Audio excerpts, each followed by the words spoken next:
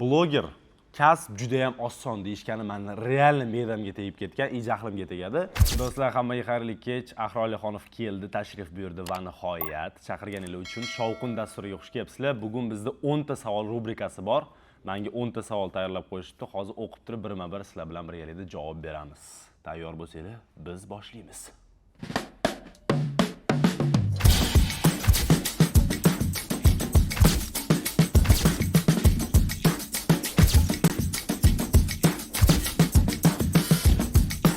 Demak, birinchi savol. Ahror Alixonov qo'shiqchi va bloger. To'g'ri. Shu. Ladno. Agar faqat bittasini tanlash kerak bo'lsa, qaysi birini tanlaysiz? O'ylashim bo'yicha, qarang, bu yerda nima bor? Qo'shiqdan bir tiyin ham pul topmaysiz-da. O'shaning uchun men blogerlikni tanlayman, chunki bu yoqda blogerlar bilan, hamkasblarim bilan ancha-muncha o'sha aloqam bor va menga blog yuritish ancha osonroq bo'lgan. Shuning uchun men blogersan tanlayman. Avot qo'shiqchilikni nimaga tanlamadim? Chunki bu yoqda, va-первых, o'zim qo'shiq yozmayman, menga prodyuser yozib beradi. Va-вторых, o'tda daromad qilish juda ham qiyin. Demak, ikkinchi savol bizda YouTube bu sizni ko'proq odamlar tanib olishi uchun qurollardan birimi? Qarang, endi YouTube'ni qanaqa boshlaganman men? Chista qiziqish bo'lgani uchun, rinokda yaxshi YouTube content makerlarni ko'rmaganligim uchun o'zim chista boshlaganman. O'rtog'im bilan birinchi Magic City'ga borib turib vlogimizni olganmiz. Srati maksimalni yomon kачествоda, lekin olganmiz va 100 mingta prosmotr o'shanda birinchi videoda bo'lgan. Biz o'zimizga qaror qilganmizki, что bizda YouTube yaxshi o'xshayapti. Вот такие дела. Siz shaxsiy hayotingizni bo'lishmaydigan blogerlardan birisiz. Da.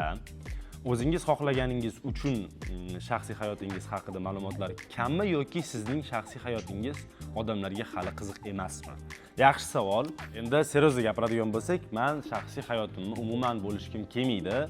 Chunki shaxsiy hayot в этом-то и прикол, что shaxsiy hayot va buni ommaga chiqarish o'ylashim bo'yicha professional ko'rinmaydi. Endi boshqalarga qarab turib, boshqalarni endi o'zlarining fikrlari bo'lishi mumkin. Lichda meni fikrim shunaqa, chunki shaxsiy hayotni ommaga chiqardingiz, значит, bu narsani уже boshqa odamlar ham bildi, и уже u shaxsiy hayot emas. All right, bro? Good luck, bro. Bloger haqidagi qaysi fikrni noto'g'ri deb o'ylaysiz? Hammasi natural. Это неправильно. Kimdirlar gay bo'lishi mumkin. Hazil albatta. No, agar seriozli gapiradigan bo'lsak, bloger kasb juda ham oson deyishgani meni real me'damga tegib ketgan, jahlimga tegadi. O'tda siz tворческий личность, ya'ni ichingizdagi dunyoyingizni, ichingizdagi kreativingizni ko'rsatib berishingiz kerak. Даже mana shu show ham qanaqadir kreativ. Shuning uchun bu oson ish emas, do'stlar. Давайте. Boshqa entertainment youtuberlardan sizning kontentingiz nimasi bilan farq qilib turadi deb o'ylaysiz? Entertainment degani, если что, bu развлекательный, ya'ni xushchaqchanmi nima?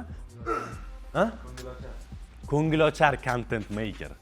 No, ko'ngilochar content maker bo'lganim uchun boshqalardan eng отличительный черта, ya'ni farq qilib turadigan joyim bu o'ylashim bo'yicha montaj va jarayondagi dinamika deb o'ylayman. Ya'ni biz qanaqa hazil qilishimiz, bir-birimizga qarab turib o'pishib ketishimiz, осуждаю. Ну, shunaqa hazillar bilan отличаться qilib turamiz deb o'ylayman. Shaxsiy fikrim. Nima deb o'ylaysizlar? Kommentariyada yozib qoldiringlar. Umuman o'qimayman, no qiziq. Auditoriyangizni katta qismi yoshlar. Buni mas'uliyatini his qilasizmi? To'g'risi, yo'q. Unchalik his qilmayman, chunki bu shaxsiy o'zimga interesim bo'lgani uchun men shunaqa kontent olaman birinchi очередda va qolganlar qanaqa qaraydi. Endi ularni ham mana bu yerda mozg nima deylardi? Miya tupoyligini bildirib qo'ydimi? Mayli. Ularda ham miya bor va ular boshqalar, например, ko'chada chiqib ketganini ko'rib turib, ko'chada borib turib chiqmaydi-da. Shuning uchun ularning ham o'zlarining miyasi bor. Biza jinnilik qilsak ham baribir filtratsiyadan o'tkazib, keyin o'zlariga xulosa olishadi. Va biz faqatgina yevropizirovanroq yumorni bu yoqqa olib kirib bermoqchimiz. Bo'ldi. Demak, 7-savol. 6 dan keyin 7.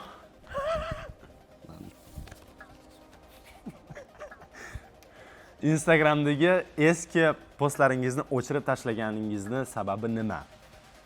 Чисто cringe. O'zim qarab turib uyalganim uchun, to'g'risi. Real, ozgina qusib yorishimga ham sal qolgan, o'shaning uchun udalet qilib yuborganman. Shunaqa. Agar mana shu videoda 100 millionta like kelsa, unda qaytaraman, sorry.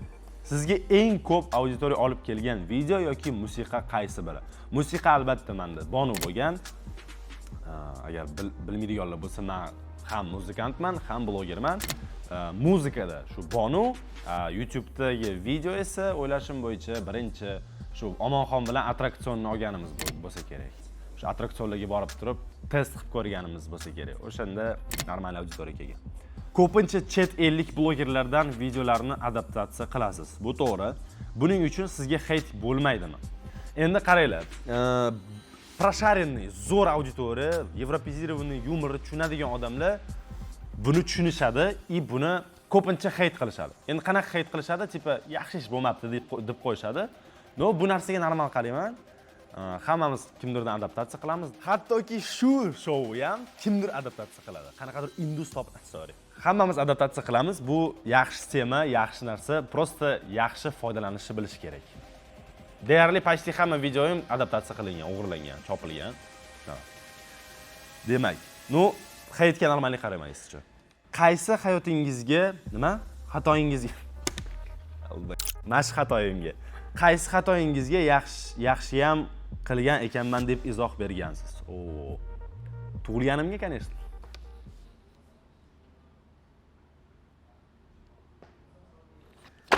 Do'stlar, albatta Shovqinga obuna bo'linglar, lekin javna ko'p ham obuna bo'lmanglar. Ozgina qiynalishsin. Etap o'tib, chunki biz ham qiynalganmiz paytida.